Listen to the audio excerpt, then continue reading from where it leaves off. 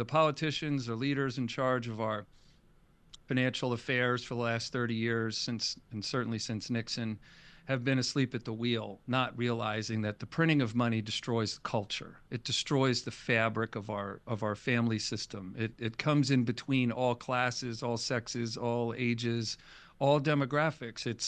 It forces us onto a checkerboard, um, and those mathematical issues can change, but only if we're willing to consume great lumps of pain, because you can't have something for nothing in the math world.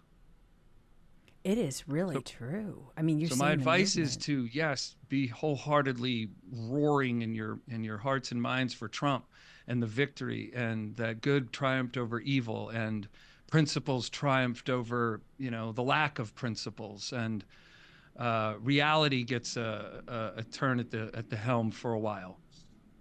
Feel all those great feelings, but it won't change any of the math. So we can get to some other parts to this, I'm sure, in the show, but that would be my opening salvo.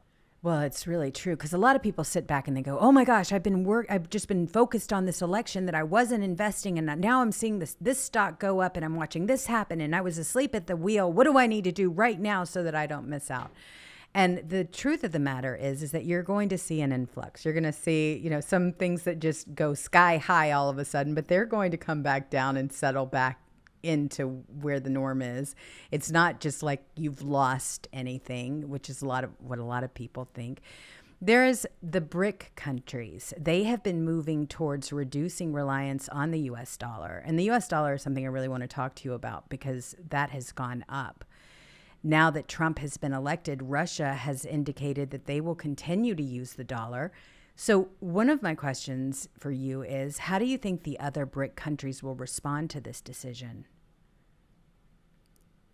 Well, most of the world can't get away from leaving the dollar until they truly have the system in place, mature enough to cut free of it all at once. They'll just literally strike their own treaties, do their own deals, settling in their own currency, and it won't have anything to do with the dollar. If you think of an empire building, right, it takes 100 years, it takes 50 years. Do you know how fast they fall apart, right? So it's like climbing up a staircase and falling down, and eventually falling down an elevator shaft.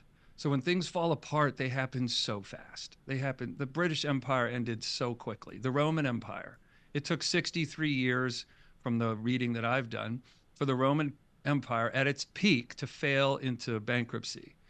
Um, when they quit taking over new stuff, when they quit folding new money into their system. We are the same thing. We're folding printed dollars into our system. It goes throughout the entire economy. It swims in people's paychecks, which then go into the stock market. It swims in corporate profits, which then goes into the stock market. It chases real estate. Banks print money when you sign a loan for a mortgage. They're able to lend. Maybe a better way to say it is they're able to provide 10 times the amount of capital they're sitting on to chase after real estate opportunities. That causes real estate to go up. The entire world is swimming in printed money. It's hard to leave that addiction. Quitting cold turkey is some of the proposals. You're hearing some sense of that out of Elon when he talks about we can probably cut $2 trillion from the budget. You can Easy. if you can get Congress to agree, but mathematically you can. But the economy going without 10% of its revenue for the year would crater. There's no easy way out of this. None at all. Goodness sakes, it's really true. And that's why I'm so Here's glad we have that four now. numbers. In 2008, it's a milestone because it's probably the end of our American, hammers, swinging hammers in the economy, workers driven economy. It was the end. Because since then, we've lived on gobs of printed money. So here's four Yeah. numbers. The size of our economy was 15 trillion in 2008. Debt was 10 trillion. Today, the economy size is around 27 trillion, so add 12 trillion to that. But we had to take on 25 trillion in new debt to get those numbers to grow. And it's not debt. If I borrowed $100 from Cat Turd, he'd be like, he'd looking me up and down. I wonder if he could pay me back. Wow, $100. So he loans me his property. He has $100 bill in his pocket. It's his property. He loans the property to me. Now I have it. I spend it on whatever, and I got to figure out how to give him his property back. That's the essence of a loan, right? Debt is kind of a fuzzy thing because no one's paying back $35 trillion in debt, and no one had that money in the first place. It came out of thin air. So I just want people to understand very clearly there was not much of a country last year if they didn't print the money, or the year before that, or the year before that, or the year before that. Since 2008, It, $25 trillion in new it, printed money yeah, to make it so we have jobs and stuff to eat today. I remember when it all started with Obama, QE1, and there was QE2, then there was Right. QE3, then there was Yeah. QE4. You're right. And why is that? Because they need to look good at the podium. So That's when you it. look at the unemployment numbers, every time the jobs report comes out, essentially, it's the government doing all the hiring. Why? So they can say a nice rosy number about unemployment from the podium. It's a political football.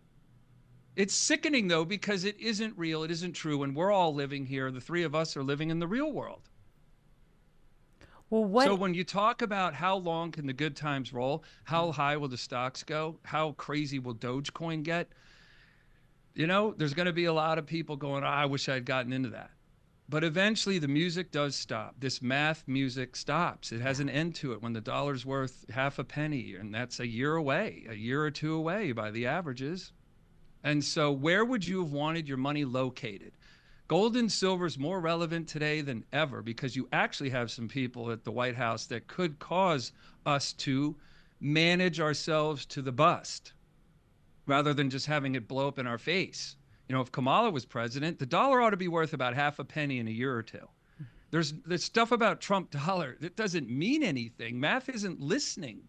You would have to literally borrow 20, 30 trillion, not borrow, just receive 20, 30 trillion dollars from another planet who didn't want us to pay it back so that we could consider that a lottery winning. And then you could pay off all the debt and you could fix a lot of things. But there's still a problem that you can't fix I can get into later. The point is you can't have something for nothing. So when the music ends and things do fall back to reality, which is a very, very low distance from the lofty position of things today, you might have wanted your money to have been located outside the dollar and in gold and silver. Be your own BRICS nation, right? Do what you got to do, pay your rent, your mortgage, your bills in the dollar, but the retirement savings ought to be considered relocated into something outside the dollar. And the only thing functional like that does everything it needs to do is gold and silver, physical. That's exactly right. See, that was one of my questions. What impact could this have on the strength of the dollar and on gold prices? And then also how it may affect other precious metals. That brings up a whole new subject because I get people that will say, well, what about this? What about this metal? What about that one? Only gold and silver has been money. Right. The other two precious metals are platinum and palladium. They've never been money. They've never outperformed gold and silver during a crisis. You can diversify into those metals if you'd like. What we recommend keeping it simple. The tried and true is what you want to bank on now. You want to be shifting your financial house off to catching this inflationary wind and all of these great values that might be in your retirement plan, and start looking at building those values onto stone, on rock, not off on sand. Our current financial world, the whole world owes or has printed $303 trillion of fake money in the last 25 years. $303 trillion. So governments around the world are doing a horrific job of managing their population's finances. It's true. There's no wiggle room. There's not like one country that's kicking butt and everyone loves being there and they don't have any debt and they're not printing any money. There's not one country. Well, I mean, here's the thing. What's going on with the oil prices? They have fallen. The dollar has strengthened and gold has dropped by about 100 per ounce, a relatively small move percentage-wise, considering gold's next, its long-term upward trend. But yeah, what about that? Yeah, I can draw a great comparison between that and the dollar. It's the same thing. When the government flooded the world with dollars, what happened to the value of the dollar? It went down. Right? So Trump's talking about drill, drill, baby, drill. Right. So he's talking about introducing a lot more American oil onto the stage, which causes oil prices to drop because now there's more of it, right? The OPEC nations want to keep that supply as tight as possible. That means they get as many dollars as possible for the barrel, and they make as much money as they can. for as long as they have oil. You know, eventually Saudi Arabia is irrelevant, right? They're trying to build $1 billion city over there, or some $1 trillion city, some theme park way of living. But eventually they don't have any oil in the ground. Half their oil is gone, right? Exactly. Population keeps growing, heavier and heavier consumption on oil. You know, they talk about these electric things, but you know how much diesel you have to burn to get the minerals out of the ground to make one Tesla car battery? And they got It's nothing completely else. backwards. They got Right. nothing else. It's ridiculous. And these trucks burn, I'm probably going to get this wrong, but it's literally like 100 gallons of diesel an hour to mine the minerals out of the earth to make the battery. And then how are you powering the the Tesla charging stations? Nothing against Tesla. It's a great idea. He's an entrepreneur. But to throw the entire world onto electric vehicles is nonsense. Yeah, we've had many discussions on how ridiculous that is on the show. Right. So eventually it's carbon. So eventually it's, oil prices are down because you would flood the world with oil, right? And the dollar's value is down because they flooded the world with dollars. It was worth 56 cents in the year 2000 buying power. And today it has the buying power of 2.7 cents. That's unreal, isn't it? Yeah. I mean, you would you need $33 today. Take a trip back to 1940 to buy a thing that cost $1. It would take $33 from 2024 to buy something that cost $1 in 1940. So now is a Insanity. good time to buy gold. Right. Well, I'm not giving any advice. I'm not a trained economist. I'm not a financial advisor. My perspective is think of things as a location. If this inflationary wind, inflating everything, eggs, gasoline, oil, stocks, bonds, mutual funds, real estate, if that wind is a temporary wind, like a hurricane, it's a storm, it's temporary. What happens to the price of everything when the wind can't blow anymore? Exactly. And the wind can't blow anymore when when the dollar's been exhausted. So I'm hitting this message a little heavier. There's a tone in my voice I know that might be putting people off a little bit. That's usually not there. But now that Trump won, two great things can happen. Everyone can wake up to exactly how bad the math is and recognize that they're not going to be able to stop printing. If they do, the economy's in ashes in a month. I mean, they had to print $9 trillion from what I've read during Trump's presidency, during 2020, during COVID. Why? Right. Because the economy shut down. So you lost half your revenue. If they hadn't printed that money, we would have all been shooting each other in the streets for food. It's just that simple. If you go without a very crucial resource to your life, life changes or it goes away. It's so important to diversify too. I say that to so many people. To put all of your eggs in one basket, you really got to be careful of all of that. I mean, you have President Trump who has announced a goal to reduce energy costs by 50% quickly. To achieve this, an all energy approach may require stimulating the sector, potentially through increased debt, tax credit, and expense shifting. However, he has not yet outlined a complete energy policy. Well, what impact could that have on gold prices? Does the uncertainty influence gold purchasing strategies? I just keep it really simple. And those are all great points. You've obviously done a lot of reading and research. You know what you're talking about. And that's a wonderful thing. Because knowledge is, it's sexy, it's attractive, it's what draws people to us when we know some stuff. Bill Belichick, he wasn't the friendliest guy in the world, but he knew how to coach a football team as long as he had Tom Brady, and they won a lot of championships. So when you think about policy or the gold and silver buying strategy, I just say to the listeners, when you've reached your point where where you think the gains would be nice, but you'd rather check out and permanentize, I've made a new word, a little bit of Bushism, strategery. When you want to permanentize your retirement savings, you put it in gold and silver, because when you're reading the headlines, these aren't even Trump. He's here, great. Incredibly smart people are coming. American-minded people are coming to power. The math can't change unless the math changes, and to change the math will be a lot of pain, or you win the lottery from another planet. And so you think, the listener, when are we done saying, okay, this is a lot of great gains? When do we lock this in? When do we freeze this money? When do we make it our financial property instead of renting space in the financial world where things can end in a very perilous way? That's what the history books tell us.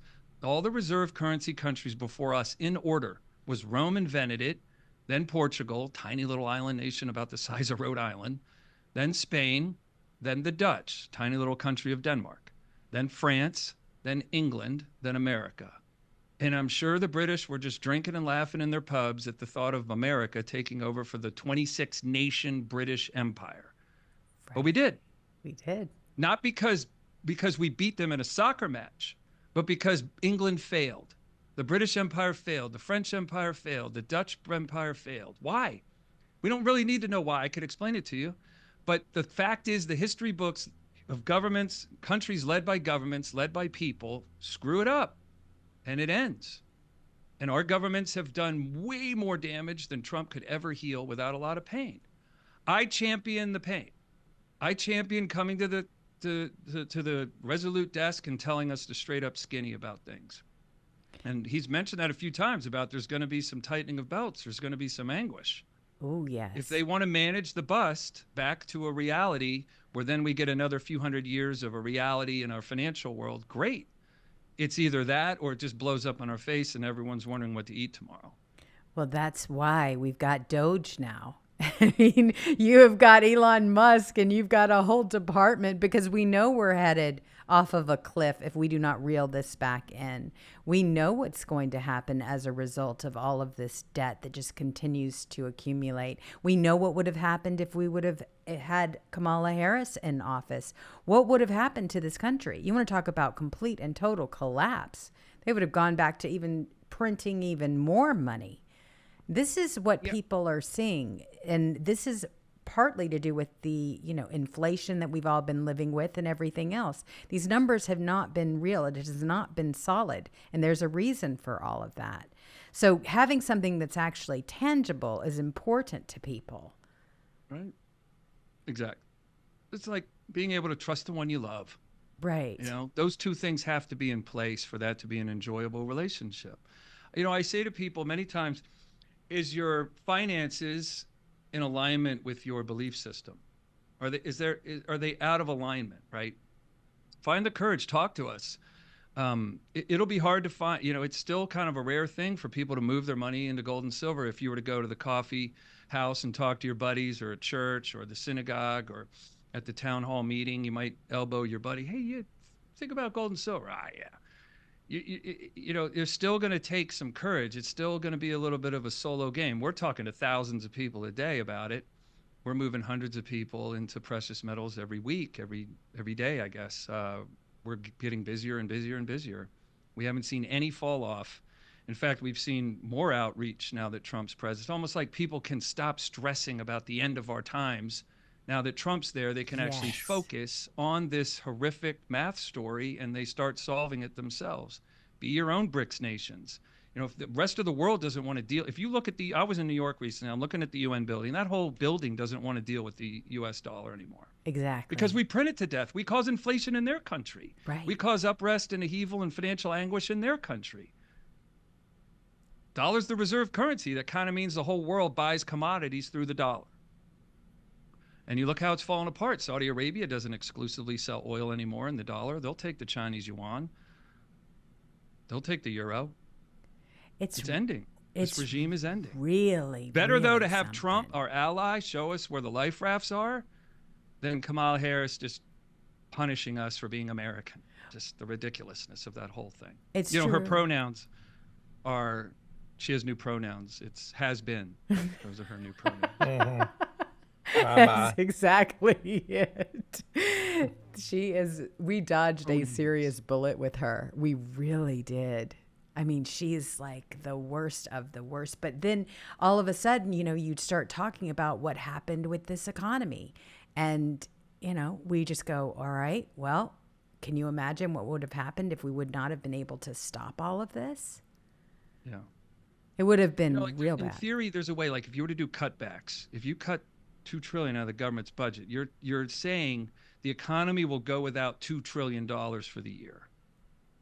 So in a way, if you looked at what life's like down here on ground level, a few hundred feet above sea level for most of us, we're getting 100% of our oxygen down here on the ground. Cutting 30% out of the government budget would be like living at 16,500 feet. You'll start feeling like you're passing out at 10,000 feet. You're climbing to Everest, you're dying as you climb. You're literally dying. There's not enough oxygen to keep you alive as you make that climb.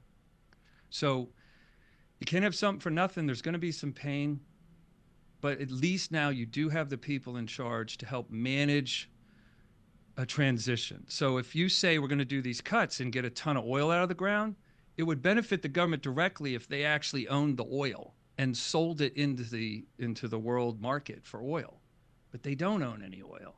So when you look at how you could create revenue for the government as actual revenue, not taxes and not printing money, that would be incredible. If you could put the government in a way in business, in charge of something where it actually gets the full financial benefit of the thing. Like if it was selling oil at $50 a barrel, the government gets all that money. You cut printing by 2 trillion, but you get 2 trillion in actual petroleum revenue out of the economy, out of the ground. Something like that would be amazing. And that would be the only way you could kind of do the cuts without the pain. It's so true. I'm glad to hear you say that a lot of people are sleeping better now that President Trump is back in office. I know I certainly am. That stress is, that initial, oh no, has gone away. But at the same time, this changes with all of these different changes. You know, everybody's kind of going, all right, so where do we look? Where do we go? You see what's going on with the oil. You know that this is going to be completely different than the last 4 years that we've just experienced. We're about to shift. We're about to make a major turn. And so gold has been something that has always been there. And that has been something that I've invested in. And I know Kat's interested in investing in. And it's just another commodity that's real. It's tangible. It's an asset. And you can diversify. It doesn't mean you have to do all or nothing. It just means that you can absolutely explore that avenue. And a lot of people have. And they've never been disappointed. When you look back on how gold has continued to rise over the past, the couple of years, my goodness, it's been the one constant. Yeah, since we really turned a corner around the turn of the century, the baby boomers retire, 60 million people start leaving the workforce, and they shift onto the cost side. Right. So just imagine you're an accountant, you're looking at America's books every day, and you're like, God, this is the most beautiful financial picture in the whole world. We don't have anything on the cost side. And then the next day you go, oh my God, where did all these costs come from? So not only does the economy lose the production of these people when they're in the workforce, it now has a cost. So you drop in production and you have this massive new cost on your economy forever. Just for a visual, when Social Security was thought of and created, there were 44 workers for a retiree. Today there's 3. So when you think about 44 workers pulling the sled of retirement across, without snow on the ground, just grinding it out, that's no big deal. Today 3 people are pulling that sled. It's impossible. So when you look at this black hole in our economy, that's the relevant period for a conversation to start about gold. And gold is $300 an ounce back in 2000. To today in the stock market's up about 5,600%. Gold is up 8,500%. There's some picture for your reality. Yeah. There's some truth. That's what gold and silver is. It's truth and money. Because you can't print it, you can't make it in a lab, and you can't just find it faster because you want to. Or burn energy to make it. Yeah. Or data mine it. Exactly. I hear this story. I don't know if it's true yet or not, but my dad told me that Bill Gates is buying 3 Mile Island. Oh. He's going to have a nuclear power plant power his own AI machine.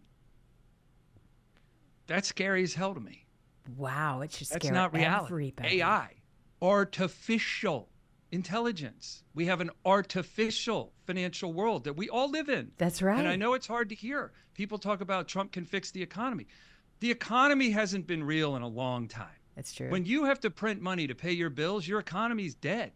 It's dead. Everyone's getting a raise, or they're seeing their stocks go up, or their homes go up because of the printed money. Just picture Niagara Falls printed money pouring in your economy every second of the day. That's the reality. It's a disreality because it can't live forever. It's temporary. When does it end? When the dollar's not worth much. It's already worth only 2.7 cents. On average, losing 2 pennies of value a year. That puts it at 7/10 of a penny next year. These are horrific challenges that Trump has to face, and they're unsolvable. They just are. No one in history has ever been able to solve anything like this, and things used to be a lot simpler. They're more complicated today. We knew that, though. We knew when President Trump was going to go in, they were just going to hand him, sorry, cat, a turd. We knew that. We knew that was what he was going to get. And we knew that he was going to have a lot of challenges ahead. But when you start looking at the fact that gold has been a cornerstone, I mean, since 550 BC, I mean, come on, really?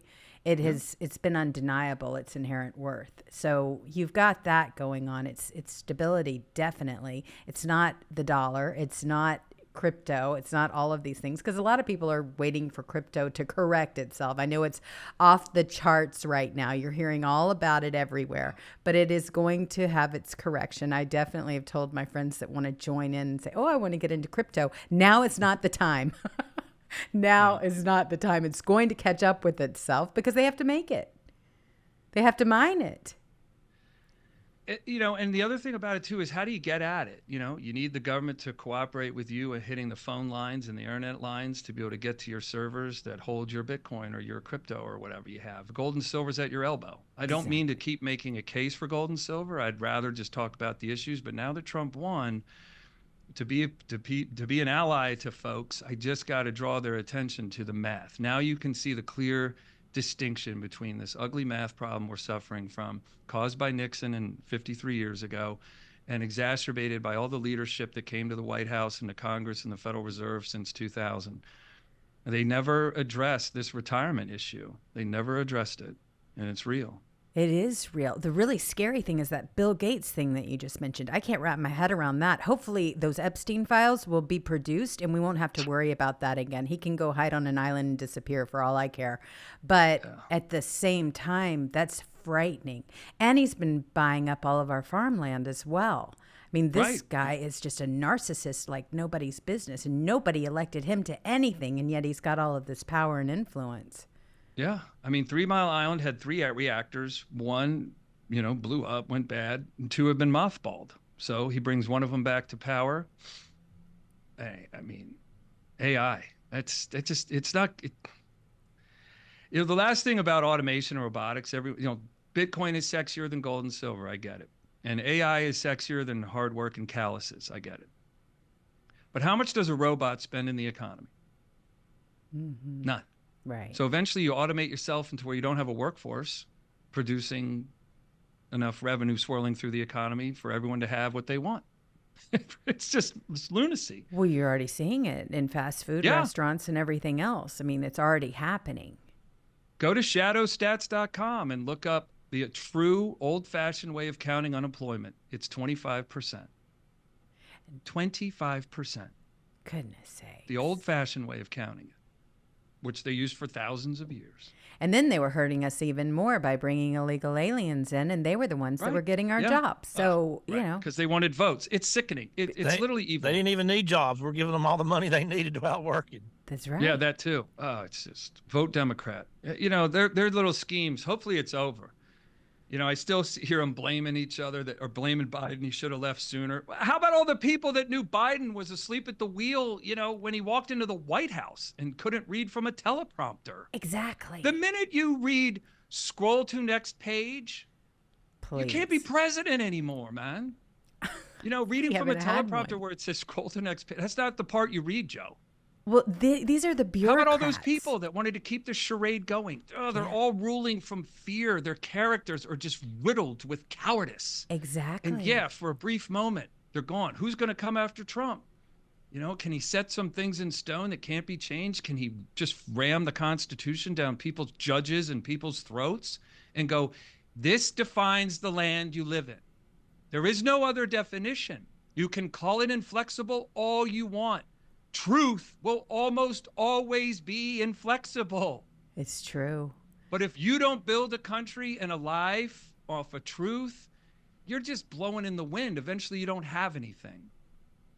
We haven't had a People president. wonder about their purpose or what sex they are. To me, that's just the confusion that's been created and spewing out of Washington for the last 30 years. That's exactly right. Now kids are born and they're not sure what sex they are. It's disgusting. I feel for them. They're lost. Sorry for them. They weren't born funny. God doesn't make junk, and he doesn't make confusion. Do you think nature's ever confused about when it's going to rain next? The government creates these struggles. They do. A smaller, tinier government would be fabulous.